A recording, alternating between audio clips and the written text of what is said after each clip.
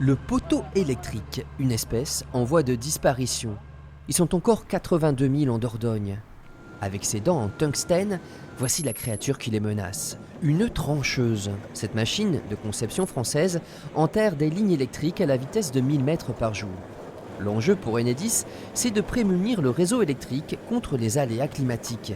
Ne pas se retrouver avec des milliers de foyers sans courant à chaque coup de vent, comme en 1999, où certains hameaux étaient restés de longues semaines à la bougie. Sur l'enfouissement, on était à peu près à 15% de lignes souterraines en 1999. On est à plus de 40% aujourd'hui. C'est-à-dire qu'on a mis en souterrain l'équivalent de plus de 6 fois la distance de Périgueux à Paris.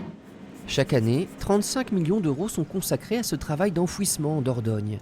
Sur cette portion, à 20 000 volts entre Fosmagne et Le Change, c'est 35 km de câbles qui vont être déroulés. Un travail commencé en octobre qui devrait se terminer en janvier, mais il faudra attendre encore quelques mois avant que le courant passe vraiment sous terre. Quand l'étude est bien faite, la pose se fait toute seule, on va dire. Après, il va falloir faire tout ce qui est raccordement des câbles au niveau des postes, et ça va prendre beaucoup plus de temps. À la fin des travaux, la seule partie émergée du réseau électrique sera ce genre de transformateur. Il y en aura 23 entre Fosmagne et Le Change. Le secteur sera alors à l'abri des tempêtes. Mais ailleurs, d'autres lignes resteront sur leurs poteaux. Le 100% n'est pas ce qu'on recherche puisqu'il y a des lignes qui ne posent aucun problème et qui sont au milieu des champs. Par contre, là, on veille à ce qu'elles soient remises à neuf assez régulièrement. Mais par contre, elles ne seront pas enfouies dans un premier temps. On se concentre vraiment sur les lignes qui sont dans les zones boisées.